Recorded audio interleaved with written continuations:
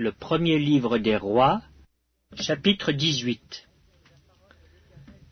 Bien des jours s'écoulèrent, et la parole de l'Éternel fut ainsi adressée à Élie dans la 3e année. Va, présente-toi devant Akab, et je ferai tomber de la pluie sur la face du sol. Et Élie alla pour se présenter devant Akab. La famine était grande à Samarie. Et Akab fit appeler Abdias, chef de sa maison. Or, Abdias craignait beaucoup l'Éternel, et lorsque Jézabel extermina les prophètes de l'Éternel, Abdias prit 100 prophètes qu'il cacha 50 par 50 dans une caverne, et il les avait nourris de pain et d'eau. Akab dit à Abdias, « Va par le pays vers toutes les sources d'eau et vers tous les torrents. Peut-être se trouvera-t-il de l'herbe, et nous conserverons la vie aux chevaux et aux mulets, et nous n'aurons pas besoin d'abattre du bétail. » Ils se partagèrent le pays pour le parcourir. Akab alla seul par un chemin, et Abdias alla seul par un autre chemin. Comme Abdias était en route, voici Élie le rencontra. Abdias, l'ayant reconnu, tomba sur son visage et dit, « Est-ce toi, mon seigneur Élie ?» Il lui répondit, « C'est moi. Va, dis à ton maître, voici Élie. » Et Abdias dit, « Quel péché ai-je commis pour que tu livres ton serviteur entre les mains d'Akab qui me fera mourir? L'Éternel est vivant. Il n'est ni nation, ni royaume où mon maître n'est envoyé pour te chercher. » Et il faisait jurer le royaume et la nation que l'on ne t'avait pas trouvé. Et maintenant tu dis, « Va, dis à ton maître, voici Élie. » Puis lorsque je t'aurai quitté, l'Esprit de l'Éternel te transportera je ne sais où, et j'irai informer Akab qui ne te trouvera pas et qui me tuera. Cependant ton serviteur craint l'Éternel de sa jeunesse. N'a-t-on pas dit à mon Seigneur ce que j'ai fait quand Jézabel tua les prophètes de l'Éternel? J'ai caché 100 prophètes de l'Éternel, 50 par 50 dans une caverne, et je les ai nourris de pain et d'eau. Et maintenant tu dis, « Va, dis à ton maître, voici Élie. » Il me tuera. Mais Élie dit, « L'Éternel des armées, dont je suis le serviteur, est vivant. Aujourd'hui je me présenterai devant Akab. » Abdias étant allé à la rencontre d'Akab, l'informa de la chose. Et Akab se rendit au-devant d'Élie. À peine Akab aperçut-il Élie qui lui dit, « Est-ce toi qui jettes le trouble en Israël ?» Élie répondit, « Je ne trouble point Israël, c'est toi au contraire, et la maison de ton père, puisque vous avez abandonné le commandement de l'Éternel et que tu es allé après les Baals. Fais maintenant rassembler tout Israël auprès de moi à la montagne du Carmel, et aussi les 450 prophètes de Baal et les 400 prophètes d'Astarté qui mangent à la table de Jézabel. » Akab envoya des messagers vers tous les enfants d'Israël, et il rassembla les prophètes à la montagne du Carmel. Alors Élie s'approcha de tout le peuple et dit, « Jusqu'à quand clocherez-vous des deux côtés? Si l'Éternel est Dieu, allez après lui. Si c'est Baal, allez après lui. » Le peuple ne lui répondit rien. Et Élie dit au peuple, « Je suis resté seul des prophètes de l'Éternel, et il y a 450 prophètes de Baal. Que l'on nous donne 2 taureaux, qu'ils choisissent pour eux l'un des taureaux, qu'ils le coupent par morceaux, et qu'ils le placent sur le bois sans y mettre le feu. Et moi, je préparerai l'autre taureau, et je le placerai sur le bois sans y mettre le feu. Puis, invoquez le nom de votre Dieu, et moi j'invoquerai le nom de l'Éternel. Le Dieu qui répondra par le feu, c'est celui-là qui sera Dieu. » Et tout le peuple répondit en disant, « C'est bien. » Élie dit aux prophètes de Baal, « Choisissez pour vous l'un des taureaux. Préparez-le les premiers, car vous êtes les plus nombreux, et invoquez le nom de votre Dieu, mais ne mettez pas le feu. Ils prirent le taureau qu'on leur donna et le préparèrent. Et ils invoquèrent le nom de Baal depuis le matin jusqu'à midi en disant « Baal, réponds-nous » Mais il n'y eut ni voix ni réponse. Et ils sautaient devant l'autel qu'ils avaient fait. À midi, Élie se moqua d'eux et dit « Criez à haute voix puisqu'il est Dieu. Il pense à quelque chose, ou il est occupé, ou il est en voyage. Peut-être qu'il dort, et il se réveillera. » Et ils crièrent à haute voix, et ils se firent, selon leur coutume, des incisions avec des épées et avec des lances, jusqu'à ce que le sang coulât sur eux. Lorsque midi fut passé, ils prophétisèrent jusqu'au moment de la présentation de l'offrande. Mais il n'y eut ni voix, ni réponse, ni signe d'attention. Élie dit alors à tout le peuple, « Approchez-vous de moi. » Tout le peuple s'approcha de lui. Et Élie rétablit l'autel de l'Éternel qui avait été renversé.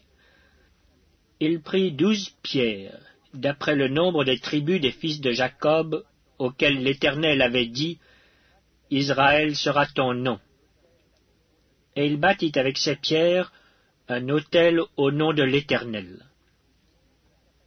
Il fit autour de l'autel un fossé de la capacité de 2 mesures de semences.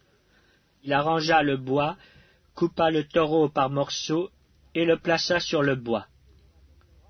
Puis il dit, « Remplissez d'eau 4 cruches, et versez-les sur l'holocauste et sur le bois. » Il dit, « Faites-le une seconde fois. » Et ils le firent une seconde fois. Il dit, « Faites-le une 3e fois. » Et ils le firent une 3e fois. L'eau coula autour de l'autel, et l'on remplit aussi d'eau le fossé. Au moment de la présentation de l'offrande, Élie le prophète s'avança et dit, « Éternel, Dieu d'Abraham, d'Isaac et d'Israël, que l'on sache aujourd'hui que tu es Dieu en Israël, que je suis ton serviteur et que j'ai fait toutes ces choses par ta parole. Réponds-moi, Éternel, réponds-moi, afin que ce peuple reconnaisse que c'est toi, Éternel, qui es Dieu, et que c'est toi qui ramènes leur cœur. » Et le feu de l'Éternel tomba, et il consuma l'holocauste, le bois, les pierres et la terre, et il absorba l'eau qui était dans le fossé.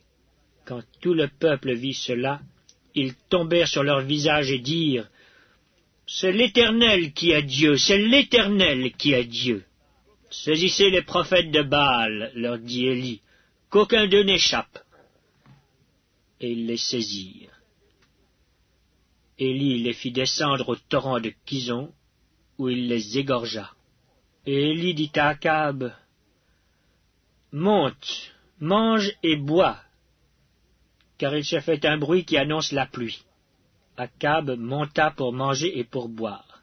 Mais Élie monta au sommet du Carmel, et, se penchant contre terre, il mit son visage entre ses genoux et dit à son serviteur, « Monte, regarde du côté de la mer. » Le serviteur monta, il regarda et dit, « Il n'y a rien. » Élie dit 7 fois, « Retourne. » À la 7e fois, il dit, « Voici un petit nuage qui s'élève de la mer et qui est comme la paume de la main d'un homme. » Élie dit, « Monte, et dis à Akab, « Attelle et descends afin que la pluie ne t'arrête pas. » En peu d'instants, le ciel s'obscurcit par les nuages, le vent s'établit, et il y eut une forte pluie.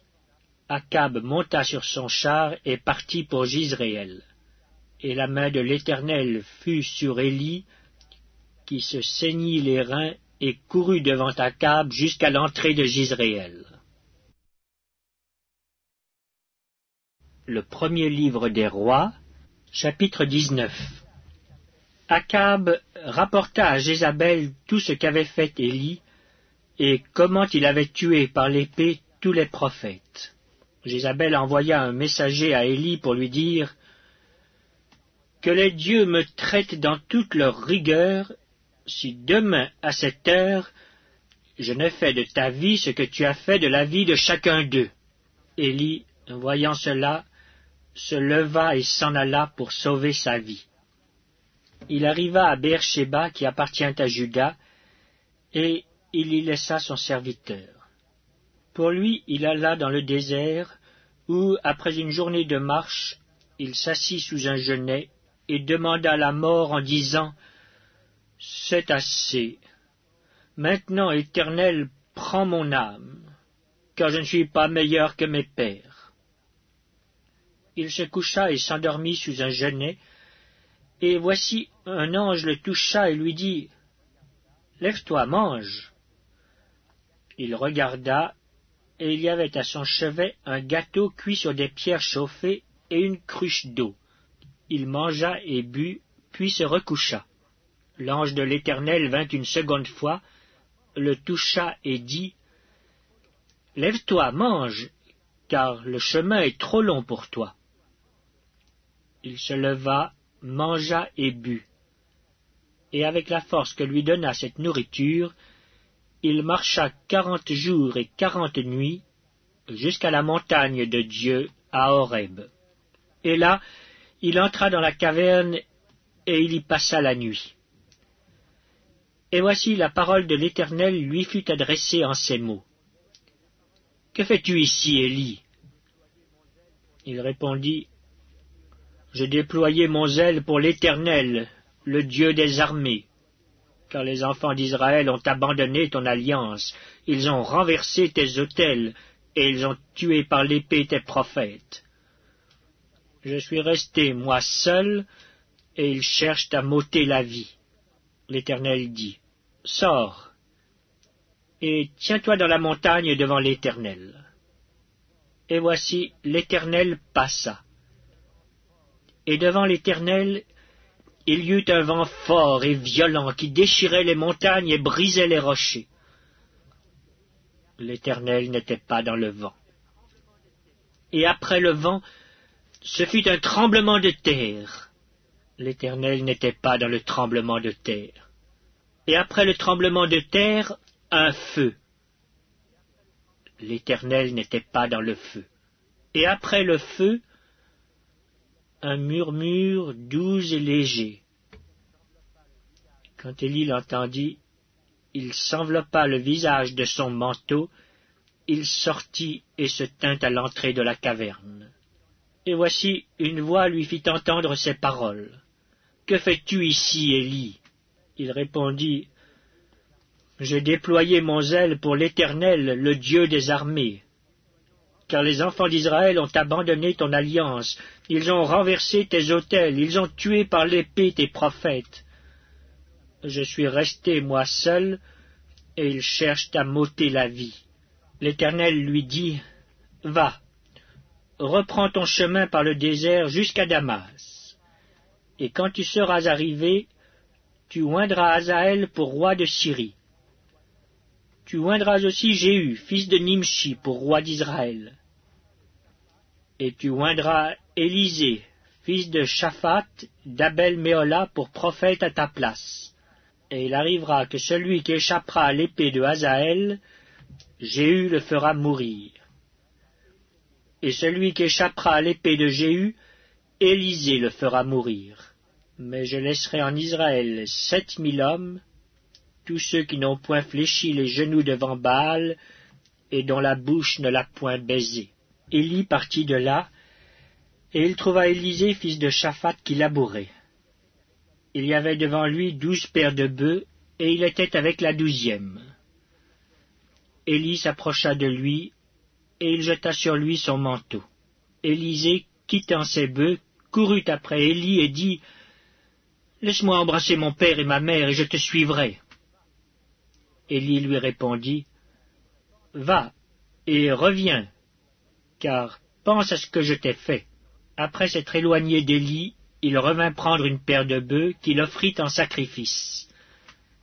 Avec l'attelage des bœufs, il fit cuire leur chair et la donna à manger au peuple. Puis il se leva, suivit Élie et fut à son service. Le premier livre des rois, chapitre 20. Ben-Hadad, roi de Syrie, rassembla toute son armée. Il avait avec lui 32 rois, des chevaux et des chars. Il monta, mit le siège devant Samarie et l'attaqua. Il envoya dans la ville des messagers à Akab, roi d'Israël, et lui fit dire, « Ainsi parle Ben-Hadad. Ton argent et ton or sont à moi. Tes femmes et tes plus beaux enfants sont à moi. » Le roi d'Israël répondit, « Roi, mon seigneur, comme tu le dis, je suis à toi avec tout ce que j'ai. » Les messagers retournèrent et dirent, « Ainsi parle Ben-Hadad. Je t'ai fait dire, tu me livreras ton argent et ton or, tes femmes et tes enfants. J'enverrai donc demain, à cette heure, mes serviteurs chez toi.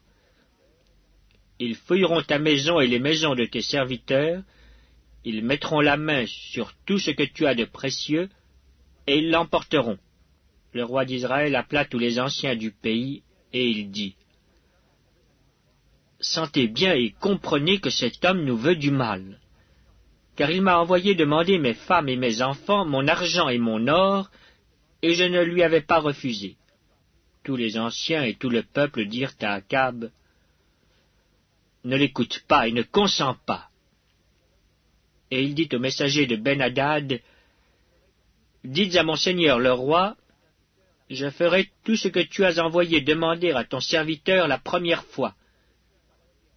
Mais pour cette chose, je ne puis pas la faire. » Les messagers s'en allèrent et lui portèrent la réponse. Ben-Hadad envoya dire à Akab, « Que les dieux me traitent dans toute leur rigueur, si la poussière de Samarie suffit pour remplir le creux de la main de tout le peuple qui me suit. » Et le roi d'Israël répondit, « Que celui qui revêt une armure ne se glorifie pas comme celui qui la dépose. » Lorsque Ben-Hadad reçut cette réponse, il était à boire avec les rois sous les tentes, et il dit à ses serviteurs, « Faites vos préparatifs. » Et ils firent leurs préparatifs contre la ville. Mais voici, un prophète s'approcha d'Akab, roi d'Israël, et il dit, « Ainsi parle l'Éternel. Vois-tu toute cette grande multitude? Je vais la livrer aujourd'hui entre tes mains, et tu sauras que je suis l'Éternel. » Akab dit, « Par qui? » Et il répondit, « Ainsi parle l'Éternel. Par les serviteurs des chefs des provinces. » Akab dit, « Qui engagera le combat? » Et il répondit, « Toi. » Alors Akab passa en revue les serviteurs des chefs des provinces, et il s'en trouva 232. Et après eux, il passa en revue tout le peuple, tous les enfants d'Israël, et ils étaient 7000. Ils firent une sortie à midi. Ben-Hadad buvait et s'enivrait sous les tentes avec les 32 rois ses auxiliaires. Les serviteurs des chefs des provinces sortirent les premiers. Ben-Hadad s'informa, et on lui fit ce rapport. « Des hommes sont sortis de Samarie. » Il dit, « S'ils sortent pour la paix, saisissez-les vivants. Et s'ils sortent pour le combat, saisissez-les vivants. » Lorsque les serviteurs des chefs des provinces et l'armée qui les suivait furent sortis de la ville, chacun frappa son homme, et les Syriens prirent la fuite. Israël les poursuivit. Ben-Hadad, roi de Syrie, se sauva sur un cheval avec des cavaliers. Le roi d'Israël sortit, frappa les chevaux et les chars, et fit éprouver aux Syriens une grande défaite. Alors le prophète s'approcha du roi d'Israël et lui dit, « Va, fortifie-toi, examine et vois ce que tu as à faire, car au retour de l'année, le roi de Syrie montera contre toi. » Les serviteurs du roi de Syrie lui dirent, leur Dieu est un Dieu de montagne, c'est pourquoi ils ont été plus forts que nous. Mais combattons-les dans la plaine, et l'on verra si nous ne serons pas plus forts qu'eux. Fais encore ceci. Ôte chacun des rois de son poste, et remplace-les par des chefs. Et forme-toi une armée pareille à celle que tu as perdue, avec autant de chevaux et autant de chars. Puis nous les combattrons dans la plaine, et l'on verra si nous ne serons pas plus forts qu'eux. Il les écouta et fit ainsi. L'année suivante, Ben-Hadad passa les Syriens en revue et monta vers Aphek pour combattre Israël. Les enfants d'Israël furent aussi passés en revue. Ils reçurent des vivres, et ils marchèrent à la rencontre des Syriens. Ils campèrent vis-à-vis d'eux, semblables à deux petits troupeaux de chèvres, tandis que les Syriens remplissaient le pays. L'homme de Dieu s'approcha et dit au roi d'Israël, « Ainsi parle l'Éternel, parce que les Syriens ont dit, « L'Éternel est un Dieu des montagnes et non un Dieu des vallées. Je livrerai toute cette grande multitude entre tes mains, et vous saurez que je suis l'Éternel. » Ils campèrent 7 jours en face les uns des autres. Le 7e jour, le combat s'engagea, et les enfants d'Israël tuèrent aux Syriens 100 000 hommes de pied en un jour. Le reste s'enfuit à la ville d'Aphek, et la muraille tomba sur 27 000 hommes qui restaient. Ben-Hadad s'était réfugié dans la ville, où il allait de chambre en chambre. Ses serviteurs lui dirent, « Voici, nous avons appris que les rois de la maison d'Israël sont des rois miséricordieux. Nous allons mettre des sacs sur nos reins et des cordes à nos têtes, et nous sortirons vers le roi d'Israël. Peut-être qu'il te laissera la vie. » Ils se mirent des sacs autour des reins et des cordes autour de la tête, et ils allèrent auprès du roi d'Israël. Ils dirent, « Ton serviteur Ben-Hadad dit, « Laisse-moi la vie. » Akab répondit, « Est-il encore vivant? Il est mon frère. » Ces hommes tirèrent de là un bon augure, et ils se hâtèrent de le prendre au mot et de dire, « Ben-Hadad est ton frère. » Et il dit, « Allez, amenez-le. » Ben-Hadad vint vers lui, et Akab le fit monter sur son char. Ben-Hadad lui dit, « Je te rendrai les villes que mon père a prises à ton père, et tu établiras pour toi des rues à Damas, comme mon père en avait établi à Samarie. » Et moi, reprit Akab, je te laisserai aller en faisant une alliance. Il fit alliance avec lui et le laissa aller.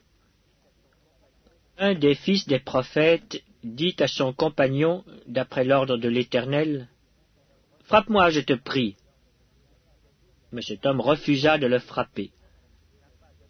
Alors il lui dit, « Parce que tu n'as pas obéi à la voix de l'Éternel, voici, quand tu m'auras quitté, le lion te frappera. » Et quand il l'eut quitté, le lion le rencontra et le frappa. Il trouva un autre homme, et il dit, « Frappe-moi, je te prie. » Cet homme le frappa et le blessa. Le prophète alla se placer sur le chemin du roi, et il se déguisa avec un bandeau sur les yeux. Lorsque le roi passa, il cria vers lui et dit, « Ton serviteur était au milieu du combat, et voici un homme s'approche et m'amène un homme en disant, « Garde cet homme. S'il vient à manquer, ta vie répondra de sa vie, ou tu paieras un talent d'argent. » Et pendant que ton serviteur agissait çà et là, l'homme a disparu. Le roi d'Israël lui dit, « C'est là ton jugement, tu l'as prononcé toi-même. » Aussitôt le prophète ôta le bandeau de dessus ses yeux, et le roi d'Israël le reconnut pour l'un des prophètes. Il dit alors au roi, « Ainsi parle l'Éternel. Parce que tu as laissé échapper de tes mains l'homme que j'avais dévoué par interdit, ta vie répondra de sa vie, et ton peuple de son peuple. » Le roi d'Israël s'en alla chez lui, triste et irrité, et il arriva à Samarie.